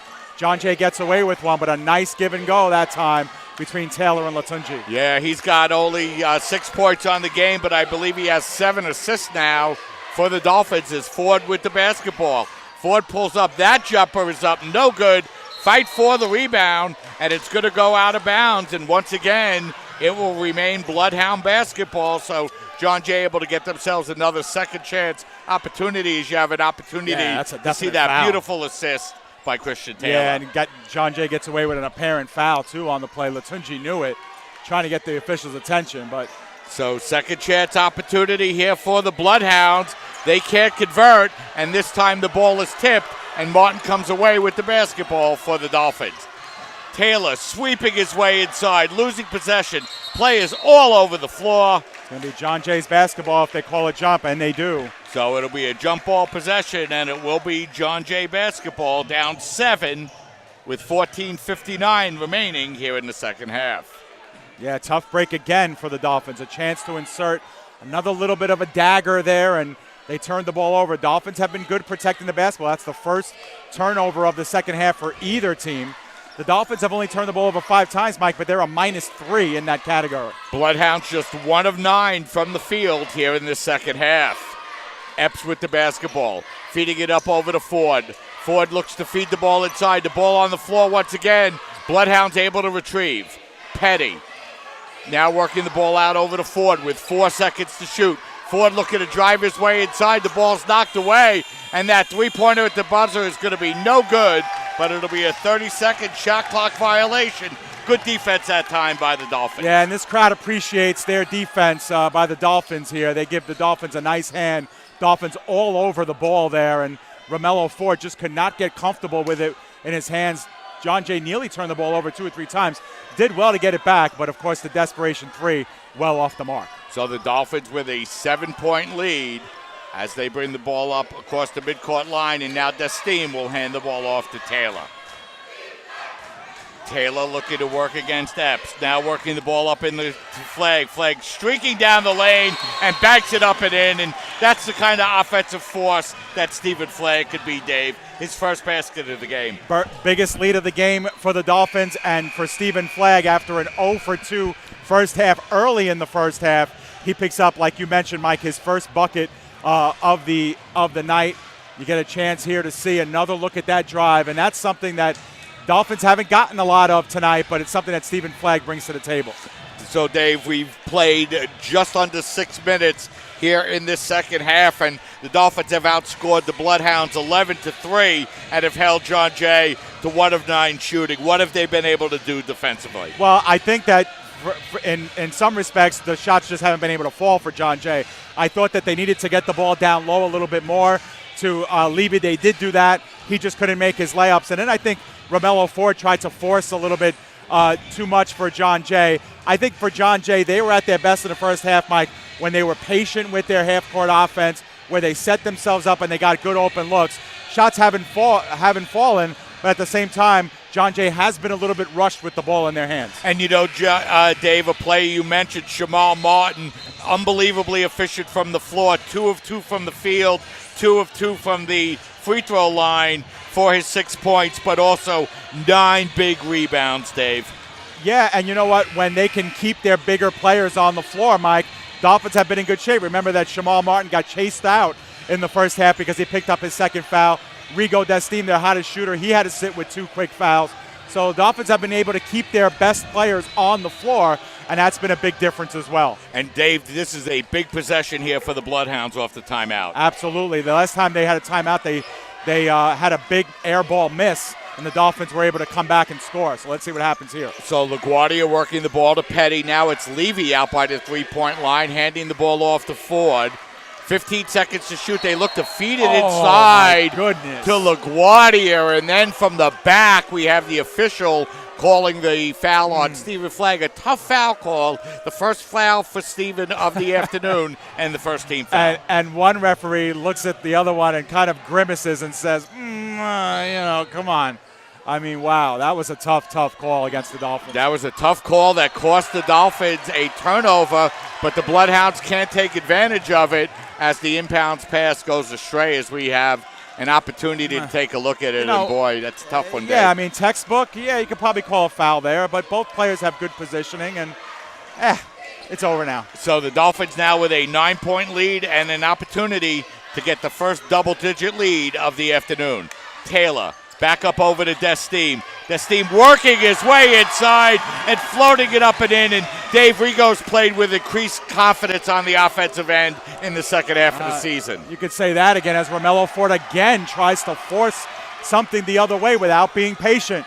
49-38. Taylor's floater in the lane is good, and the Dolphins continue to open up the lead. They have a 13-point lead, and the Bloodhounds are going to take a timeout. Yeah, Mike, and that last transition bucket was because John Jay just did not get patient enough on their side of the offensive glass. What a great play by Rigo Destime on that last one, as we're going to take a break here. Yeah, so we'll step aside and take a break. 13-16 remaining. Dolphins with their biggest lead of the game, 13 points. We'll step aside, take a break, and we'll be right back. When I was 6, my days were spent playing basketball. When I was 6, my dream was to make it to the NBA. When I was 6, my mom had a stroke. I'm Paul George, and I want you to spot a stroke fast. F, face drooping. A, arm weakness. S, speech difficulty. T, time to call 911. Protect the ones you love. Spot a stroke fast. We're back here with 13 minutes and 16 seconds remaining, and the Dolphins find themselves with their biggest lead of the game, Dave, 13 points. Yeah, and they've been doing it, Mike, because they're able to take advantage of rushed offense by John Jay. John Jay just not taking their time. They're sensing a little bit of pressure. They're sensing a little bit of tightness, it seems, and they're just kind of forcing things offensively. I mean, because of that, they're making silly mistakes. They're turning the ball over. They've turned it over twice now in their last 3 possessions. They forced up a rush shot by Romello Ford without his offense being even in place and where they're supposed to be. And then because of the miss, the Dolphins are able to come back the other way and get themselves easy transition points. So if you're the John Jay Bloodhounds, you've got an eternity left in this game. You got to slow things down, one possession at a time, and work your half-court offense. Dolphins in the middle of an 8-0 run to grab their biggest lead of the game, as that's Jordan Aiken, who's checked back into the game for the Bloodhounds as he hands the ball off to Epps.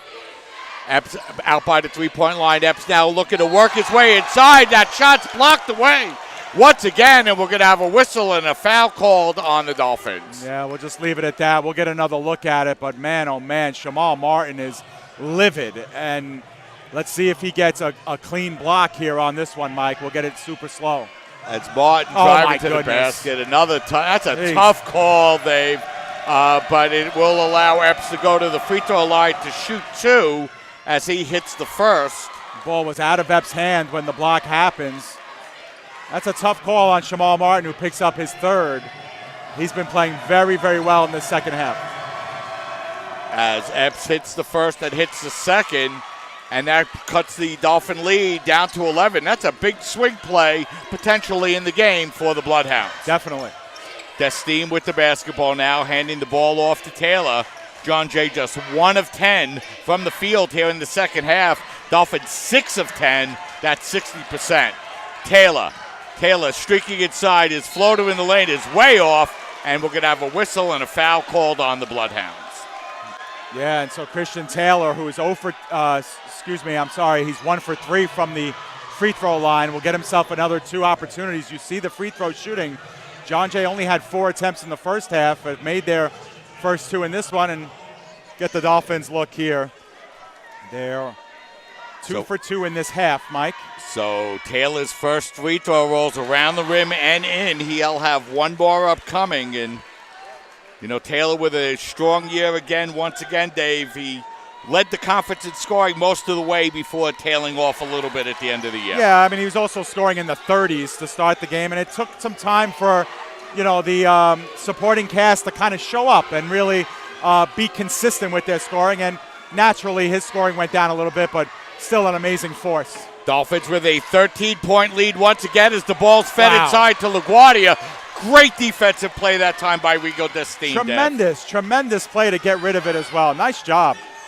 Taylor with the basketball. The Dolphins with a big 13-point lead and looking for more as the clock winds down to just over 12 minutes remaining. Taylor, pull-up jumper from the top of the key is good. Taylor starting to heat up, Dave. He has 12. You don't think Taylor and Ford are getting into it a little bit back-to-back? Unbelievable. Nice job here. Actually, Taylor and Epps as well matching up. Dolphins continue to expand their lead. It's now up to 15 as the Bloodhounds need offense. Ford with the basketball. Ford looking to work against the Steve. Beautiful move to the basket, Dave, but he can't finish. He finally was able to shed some defenders. He just couldn't finish. So Taylor with the basketball now as the Dolphins find themselves in commanding position now, up 15. Taylor back to the Steve. His open three is up, no good. Fight for the rebound, and Epps able to come away with the basketball for the Bloodhounds. And Mike, every time the Bloodhounds have needed a big basket, it has been Epps who's done it. Let's see if he can deliver again. He's working the offense as the quarterback here on this drive. Bloodhounds find themselves down 15 points here. LaGuardia back up over to Epps. Now they feed the ball inside to Levy.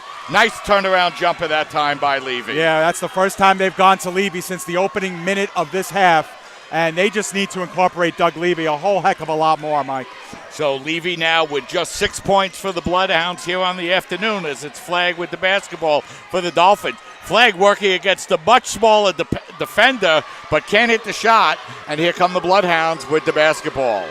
Ford back out over to Epps. Epps over to Levy. He thought about the three. Now hands the ball back out over to Epps as the Bloodhounds look to set the ball up offensively. Epps taking the ball to the basket. Can't hit the layup, but does draw the foul. And we'll see if this one's on the floor or not. Take a look at the nice move here by crossover move. Shamal Martin just got called for his fourth, and that's a shooting foul, Mike, very early into Epps' dribble. That's going to probably chase Martin out of the game. Yeah, and Martin, who's played well all game long, Dave, is forced to the bench once again. He's only been able to play 24 minutes and now has 4 personals. 6 points, 9 rebounds, and Ziris comes in his place. Austin Mick comes in as well, replacing Stephen Flagg, who came in for some big minutes. So one more free throw upcoming here for Epps, and Epps' second free throw is up, no good. So the Dolphins with a 12-point lead and the basketball, as Taylor will bring the ball across the midcourt line now for the Dolphins. Taylor looking to work against Epps, uses the Ziris screen, now pulls up for the three-pointer, and that one is in and out, and the Bloodhounds with an opportunity to cut this Dolphin lead. Tough luck that time for Taylor. Ford with the basketball, now working the ball back up over to Epps. Epps looking to feed the ball to LaGuardia, who's able to lay it up and in. And just like that, the Dolphin lead is down to 10. And they're scoring points because they're kicking it inside, Mike. That's been the key for John Jay. Desteen with the basketball, working against Ford. Now it's Ziris. Ziris trying to work his way inside. He kicks the ball in the corner. The open three-pointer is up, no good. And the Bloodhounds able to control the rebound. And, you know, Dave, the Dolphins were 6 of 10. They're now 7 of 15. Yeah, so Dolphins trailing off a little bit, getting a little bit cooler from the floor. John Jay can cut it to single digits here on this possession. Epps with the basketball, now looking to work against Austin Mix. Epps working inside, that shot's up, no good. And we're going to have a whistle and a foul on the play as Levy went up to tip it in. And that time Taylor kind of fell under his feet and got called for the foul. Yeah, but Levy again with good position. That was his 12th rebound of the game. And it's not going to be a shooting foul. Timeout called here by the Dolphins. So the Dolphins will take a timeout. We have 9 minutes and 9 seconds remaining here in this second half. Dave, it's going to be a full timeout, so why don't we step aside and take a break. Dolphins lead by 10, 55-45. You're watching the CUNYAC men's basketball semifinals right here on your voice of everything CSI Sports, CSI Sportsnet, CSIDolphins.com. La la la la la, I love you so. I love you, I love you. La la la la, la la la la la la la. We're here. Yay! It's a short drive from your neighborhood to your naturehood. To find a neighborhood park or green space near you, visit discovertheforest.org. We're back with 9 minutes and 9 seconds remaining here in the second half. And Dave, a Dolphin lead, which was just 15 points, has been cut down to 10. Yeah, we've seen this story before, haven't we, Mike? You know, John Jay does crawl itself back in at times, but they have possession of the basketball as well. They came out 10 offensive rebounds now has led to a lot of second chance points. The Dolphins have not allowed a single second chance point in this half, but John Jay has themselves another opportunity here to score again via second chance. They're already on a 5-0 run, looking to extend it and drop this deficit to under 10 points. So it's been just over 2 minutes and 9 seconds since the last Dolphin points in the second half, and that's allowed the Bloodhounds to score the last 5 as they try to cut into this 10-point Dolphin lead. As we're going to have a whistle and a foul called on Austin Mick, as the Dolphins now, Dave, have picked up their 15th foul. Yeah, so now the team fouls are 5-2. And 2 more, and John Jay will be in the bonus as we have a whistle here. Yeah, not sure what the whistle is about there, Dave. The shot clock reset.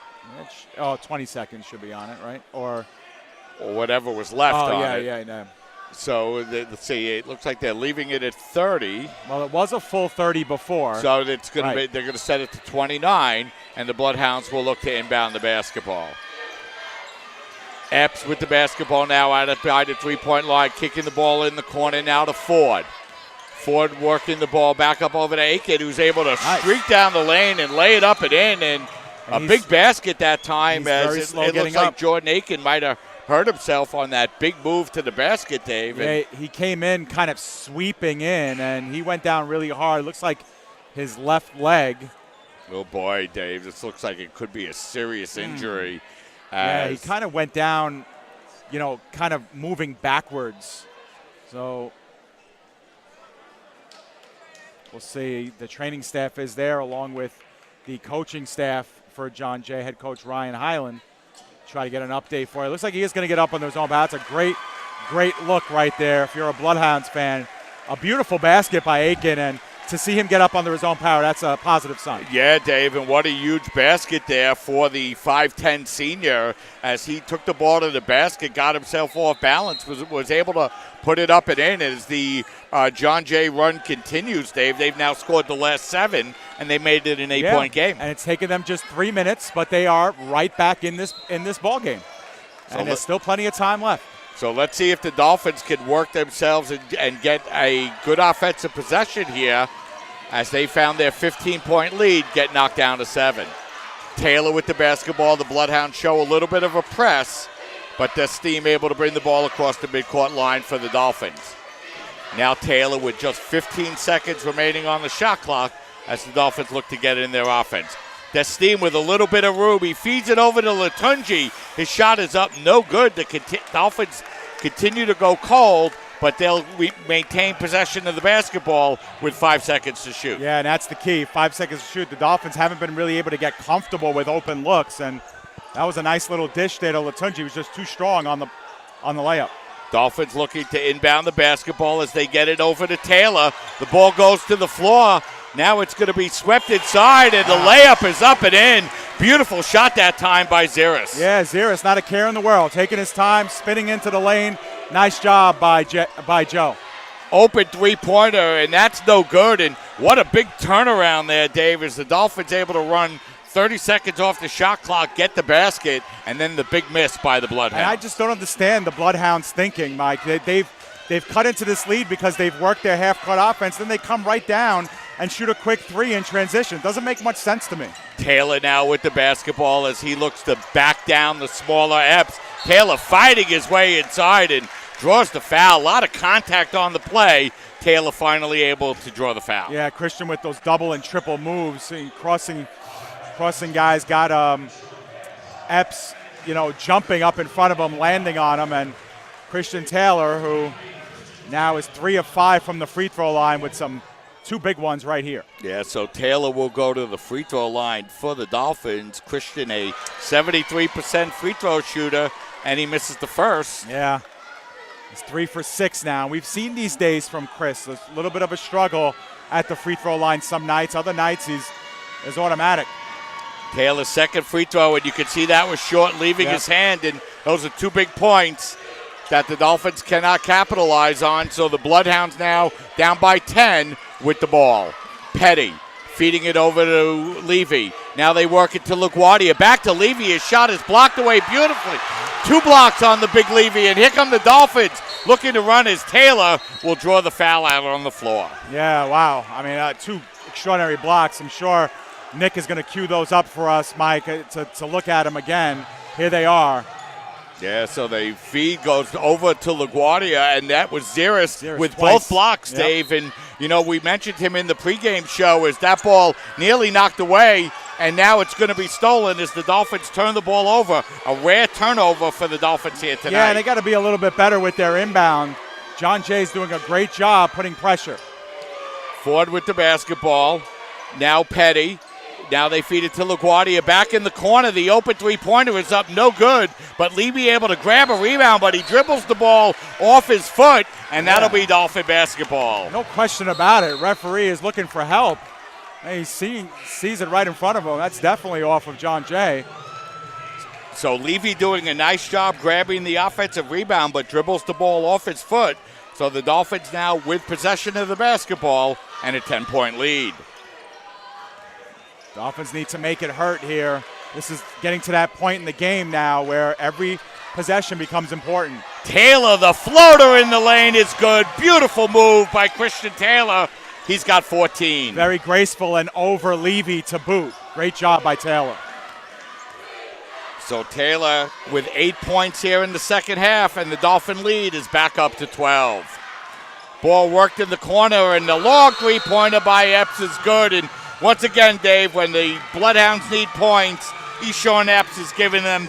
He has 17 on the night. Yeah, absolutely. You saw the big bucket there by Taylor, and Epps comes right back and cuts the lead to single digits finally for John Jay, 59-50. That's a big, big basket. So we have 6 minutes and 37 seconds remaining in this game, Dave, and the Dolphins find themselves leading by 9. And, it's been a back-and-forth game all the way. And, every time that you think the Dolphins might be able to open it up a little bit, the Bloodhounds have been able to stay in the game. Yeah, that's been the that's been the motif in this game, Mike. Every time the Dolphins extend and look like they're going to insert that dagger, look like they're going to put that final nail in the coffin, there comes John Jay, and it's been Epps, Mike. That's just been tremendous. Every time John Jay's needed a big bucket, he's stepped up and has really delivered. And most of the time, it's been from beyond the arc as well. Yeah, and the Dolphins getting big games all the way around. 8 big rebounds from Adiola Latunji, Dave. He hasn't shot the ball particularly well here from the field tonight, but still being able to help out the Dolphins on the glass. Yeah, and that's what you need. You need guys, especially what TJ Tibbs said going into halftime. They need to be better on the boards, and the Dolphins have overall have the edge on the boards. They haven't won on the offensive glass, but overall pretty good. The winner of tonight's game will advance to Hunter College tomorrow night, as the Dolphins will play, or I should say the winner of this game will play Baruch College. The tip-off approximately 8:30 p.m. at Hunter College. The Dolphins looking to defend their CUNYAC championship. And, Dave, this is TJ Tibbs' 4th game in the CUNYAC championships. He hasn't lost yet. He's got a great run, looking to continue that. Feed inside to Taylor. Taylor's off-balance jumper is up, no good. I don't know about that shot, Dave. I don't know. I think he wanted to get up extended. He felt like he might have gotten blocked, so he came up a little bit short on the shot. So Taylor with the quick attempt gives the Bloodhounds possession of the basketball as Pujols is checked into the game for the Bloodhounds. They work the ball in the corner, and the open three-pointer by Epps is good. Once again, he has 20, Dave, to make it a 6-point game. We got a game now, Mike. 59-53 the score. Dolphins moments ago led by 13. Latunji taking it to the basket. That shot is knocked away, and here come the Bloodhounds once again. Yep, and Epps is feeling it now, Mike. The Bloodhounds have only made 5 baskets in this half, but Epps has just been terrific. Ford with the basketball now, getting the ball out over to Pujols. Pujols working inside. They kick it out. That open three-pointer is short, and the Dolphins control the rebound. That time Christian Taylor was right there defensively. Nice job by Taylor to spot up on Epps. Taylor with the basketball, draws the double team, now feeds it over to Mick. Now Ziris with the basketball, and his shot is up, no good, but he's going to get called for the travel. A tough break that time here as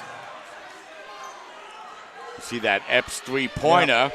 So the clock now 5 minutes and 10 seconds remaining, and the Bloodhounds going on a run of their own.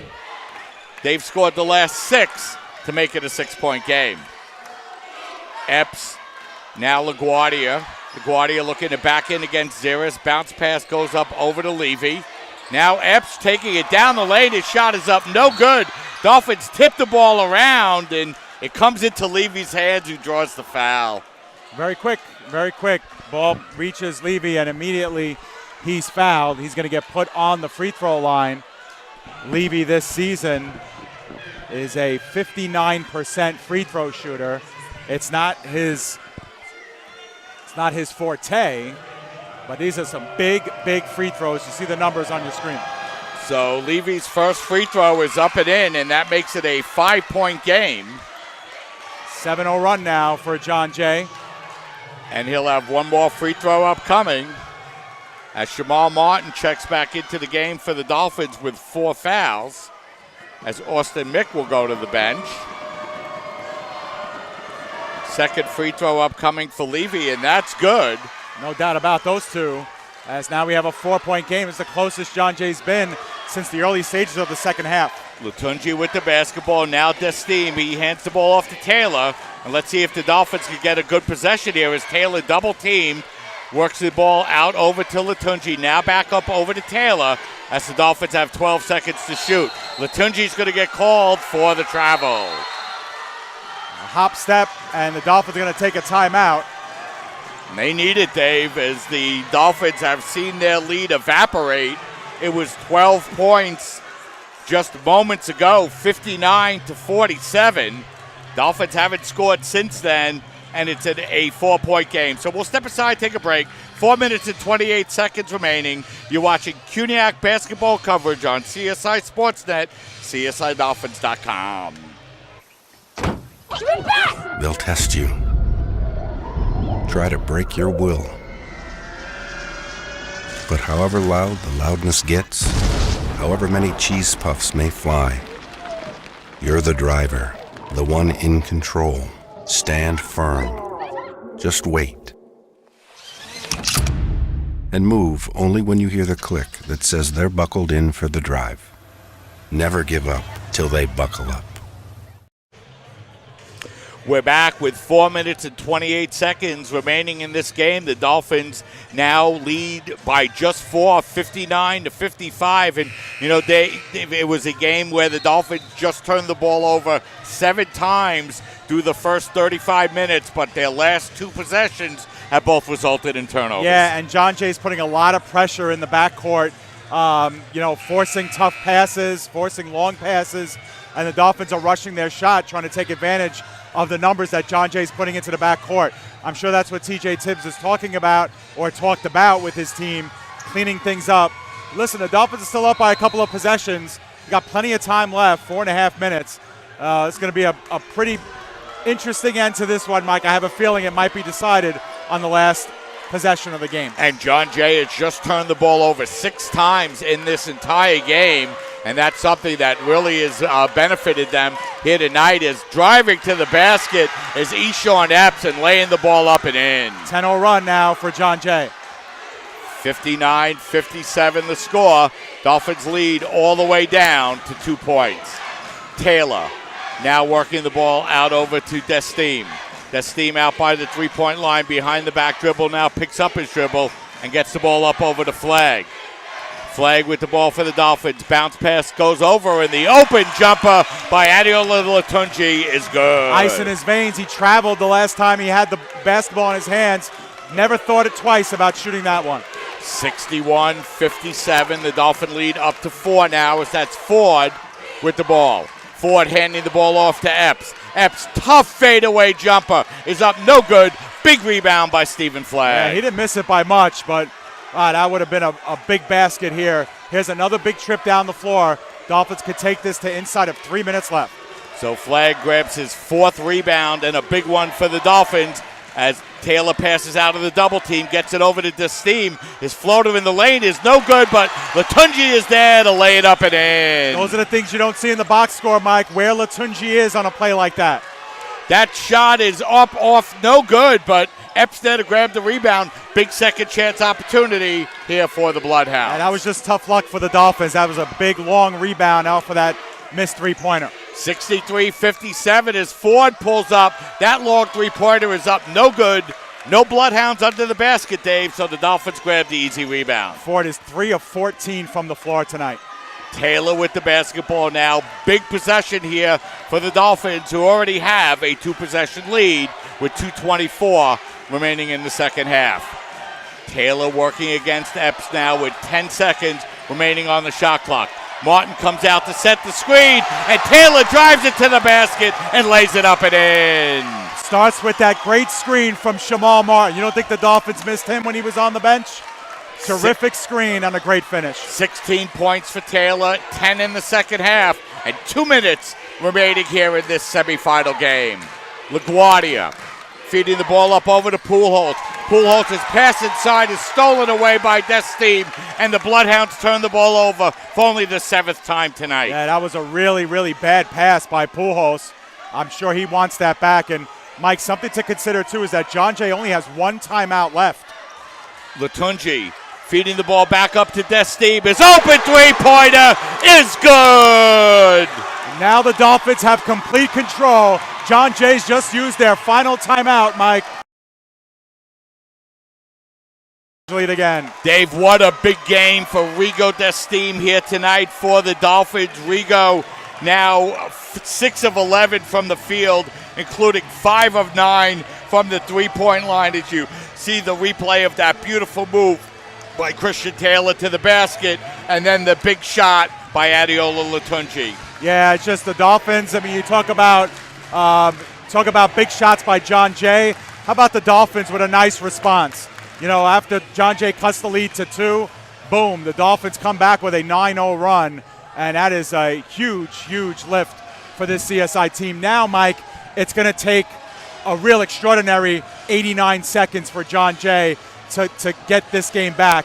Not impossible, but they have no timeouts remaining, and it's going to be a tough order here for the Bloodhounds. Yeah, and, you know, you could look for Eshawn Epps to try to get his hands on the basketball, and, you know, he has 22 points here for the Dolphins. And, Dave, we have a timeout here. We have a opportunity to play the final 1 minute and 29 seconds here, Dave, in this second half. Good recoup of that, Mike. But yeah, absolutely. You know, this is going to be tough here. The Dolphins also, Mike, need to stay within themselves here. There's still 89 seconds. You don't want to do anything foolish. You don't want to put John Jay at the free throw line, getting points with the clock not running. So if you're CSI, nothing easy. So it's Epps with the basketball now as Bloodhounds are going to look to shoot quickly. Levy, the open three-pointer. That's up, no good, and we're going to have a whistle and an offensive foul called on Kyle LaGuardia. It'll be a loose ball foul, and that will give the Dolphins possession to the basketball with 1 minute and 15 seconds remaining, and that could close the door, Dave. Yeah, this is a big one now. John Jay, you'd think now, would have to foul if they don't get the inbound the way they want it to fall. I think they have to foul. Taylor with the basketball, feeding the ball out over to Desteem. Now back up over to Taylor as he's able to bring the ball across the midcourt line. John Jay choosing not to foul, down 11. And that should effectively close out the game, I don't know. Dave. With Christian Taylor 3 for 7 from the free throw line, having a really bad day, why you wouldn't foul in that situation, I don't know. Well, their only opportunity really, Dave, is they're now going to foul with 4 seconds remaining on the shot clock. Their only opportunity, like you mentioned, if they didn't get the inbounds, was to foul immediately. It probably wouldn't have done them any good, but it was really their only opportunity. Yeah, now Rigo, who's a pretty good foul shooter, will shoot 3 times. Rigo this season, only 76%. Rigo's first free throw is up, no good. I didn't want to say it. But we mentioned again, Dave, what a big game for Desteem. He got those big three-pointers early in the game and late in the second half when the game got close. he made a couple of big baskets as well. Every time he's been in the game, Mike, even when he came back in the late stages of the first half, he gave the Dolphins a really big lift. He had a great game. This is by far Rigo's best game of the season, without question. And what a time. So 47.4 seconds remaining as Destim hits that free throw. The Dolphins get to 70, and they have a 13-point lead with just over 40 seconds remaining. Epps with the basketball. Epps by the three-point line. Epps looks to break through the double team. He feeds it over now to Ford. Now it's Pujols with the basketball. Pujols, who had to come into the game, Dave, after Aiken got hurt. 2 big turnovers, and now the Dolphins will get the foul in the backcourt. And that should just about do it, Dave. It looks like the Dolphins are going to advance to the CUNYAC Finals once again. Yeah, third straight championship appearance for the Dolphins. They're the 2-time defending champs. And you know what, Mike? The Dolphins lost twice to this Bloodhounds team. But when playoff time comes, this team knows how to turn it up. And on this floor, they've been just amazing. So Christian Taylor goes to the free throw line. His first free throw is up and no good. So he misses the front end of the 1-and-1, and the Bloodhounds with the basketball. His Epps three-pointer is up, no good. And that should do it. The clock will wind down. 14 seconds remaining. Crowd on its feet. The tank exploding as the College of Staten Island will advance to the CUNYAC Finals for the 3rd consecutive time as they look to defend their CUNYAC championship as they defeat John Jay by the final score of 70-57. It was a good game, Mike. It was a good game that got out of hand a little bit late. The Dolphins were able to cruise, but both teams, 2 powerhouses, really hitting each other back and forth with punches and getting back up when they've hit the mat a couple times. Just a nice job here for both teams, and the Dolphins doing what they do best right here on their home floor, closing games out late, and they are clinched their trip to the championship, and it's going to be a fun night tomorrow night, Mike, at Hunter College, where CSI will face off against Baruch. So you see the players lining up at midcourt, and Dave, we really meant to talk a little bit about it during the contest, but today the final home men's basketball game for your longtime assistant, Tom Kriskowski, and what a great friend he's been, and what an asset he's been to the College of Staten Island for the last 4 years. Yeah, there's a reason why I'm here doing this with you, Mike. It's because he frees everything else up. He controls the game day experience here. We really thank Tom so much for everything that he's done for our program. We'll give him a better send-off privately, obviously, but for all of us here at CSI Sportsnet, we want to say thank you to Tom, as we're going to get joined by Rigo Destim, who's going to join us, and we'll give Rigo the microphone here. Rigo, you hear us all right? Yeah, how you guys doing? Rigo, I don't think there was any doubt that you were the player of the game. You really took control in the opening couple of minutes with those big three-pointers. You had to get chased out because of foul trouble, but how did you feel tonight? I mean, it felt great, my teammates, they really helped me with everything, they just trying to help me get my confidence up, and, I knew this was within me the whole time, and they just helped me bring it out. Rigo, you lost to the Bloodhounds twice here earlier in the season. What was the difference here tonight? I mean, we came out with a lot of energy coming in, we wanted to get them back. They're a great team. They have a great game plan against us, but we have to come out and show that we were ready to compete tonight. Rigo, you were part of the CSI Dolphin team that won the CUNYAC championships last year. No time to rest, right against Baruch tomorrow night. What are you looking for in the finals against Baruch College? I mean, we're just trying to come out with the same energy that we came out tonight, same confidence, same teamwork, togetherness, just going with coach's game plan and just trying to execute tomorrow. So, Rigo, just to wrap up, this was your final game on this floor this season. How great were these fans tonight? How did they help you get over this team? We told a lot of people to come. A lot of people showed up, and, they just gave us so much energy. And I know some people back home are watching for me, too, so it feels great. Well, Rigo, listen, player of the game, you earned it. Great game tonight. Best of luck tomorrow night. Let's get that second chip. Thank you, guys. All right, man. So Rigo Destim, nice enough to come over and join us here, Dave, after the big Dolphin win here this afternoon. And, the Bloodhounds needed to beat CSI 3 times in one season, a tough task, and the Bloodhounds able to come back and advance to the CUNYAC finals once again. Yeah, absolutely. You get a good look at Tom Krichkowski, our assistant SID for the last 4+ years. His final game with us, although we might see him at a softball game or two down the road as he might be helping out, but for Sportsnet, this will be our final look at him. He feeds us stats that Nick is able to put on screen all game long as well. So in his final home basketball event, we want to say thank you to Tom Krichkowski. And really, Mike, thank you to everybody here associated with CSI, not only for allowing us to do this, but we talk about streaming all season long, and the people behind the scenes that allow us to kind of be on air and cover the game. Guys like Nick Durst to my left, who's been engineering for us most of the season. We got Maddie working camera tonight, along with Joe Cusimano upstairs, who's been doing it. We got the guys over at the scorers table, Brian Wong, our photographer, Joe Masha, Cassie Iannarello doing official scoring. It's a team effort here at CSI. In case, you were living under a rock, there are plenty of big things happening here at the college, and it's a testament to the great people that are involved here at this campus. And without them, we wouldn't be able to do things like this all year long. Dave, the Dolphins able to defend their CUNYAC, or looking to defend their CUNYAC championship tomorrow night and get into the NCAA tournament once again. And, it should be a great game between two teams that split the regular season matchup during the regular season. Yeah, you know what? They split on their home floor. So now they get a neutral court to prove, where they're from. Both teams played very well at Hunter College this season. And you know what, Mike? They were 1-2 all year, and they're 1-2 in the championship. So that's the way it's going to be on the women's side.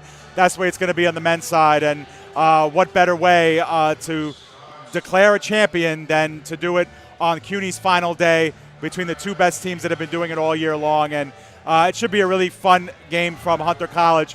We'll be there. We'll be cheering. We'll be, cheering for a great game.